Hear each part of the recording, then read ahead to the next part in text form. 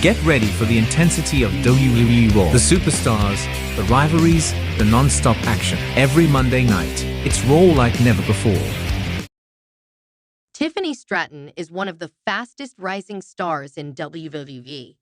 However, her trainer, wrestling veteran Greg Gain, recently revealed he advised her mother not to take a certain step that would have allegedly gotten her daughter fired. After receiving her training with Gain, the 25-year-old joined the Stamford-based company in 2021. She spent 3 years in NXT, during which she held the NXT Women's Championship for 107 days before joining the main roster last year. Since moving to SmackDown, the buff Barbie has received a significant push under the creative leadership of Triple H. She won the Women's Money in the Bank briefcase last year and recently cashed in her contract to become the WWE Women's Champion. Speaking on the Straight Talk with the Boss podcast, Gain recalled meeting Stratton and her mother during the SmackDown star's early days in the company. He claimed that Tiffany's mother told him they were getting a lawyer to copyright the star's ring name and her catchphrase, Tiffy Time. It's funny. Her mom, when Tiffany started with the WWE, she was there for a while. She called me up. She was in town and wanted to have lunch. And her mom starts, thinks she knew more about wrestling than anybody in the world. And what they were gonna with Tiffany. And how they were gonna do it. I said, "What do you mean? What are you gonna do?" "Well, we're getting a lawyer. We're gonna copyright Tiffany Stratton and Tiffy Time," he said.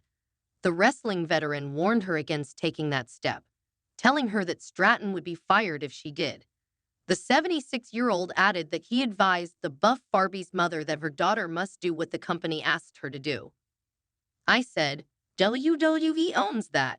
And if you start thinking with that stuff, she won't be there any longer. With an athlete like that." I said, "Yeah, with an athlete like that. I know she's a good athlete, but you can't. You just do what they tell you to do," he added.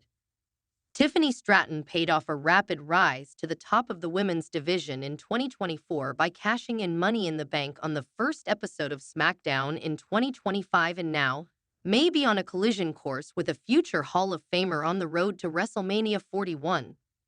Who are industry insiders reporting may square off with the NXT export in Las Vegas? Find out with this collection of rumors and backstage reports, which also include the latest on Jade Cargill and Tyler Bates' returns, as well as potential changes coming to the WWE Hall of Fame ceremony. Jade Cargill has been out of action since an unknown assailant attacked her before Survivor Series War Games, knocking her out of the namesake match and creating a would-knit mystery that has yet to be solved.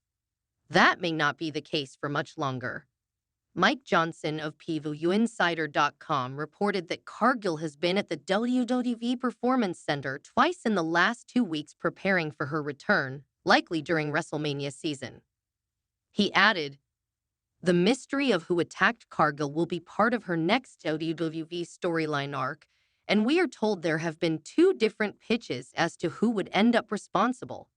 The attack allows WWE to move the women's tag team belts without either Cargill or Bianca Belair having to take the loss. This allows WWE to keep both talents strong while prepping their creative plans for WrestleMania, especially if it involves them working against each other. If the direction is Cargill versus Belair, there is backup to support it. There was an instance or two of subtle disagreement between the two leading up to the angle.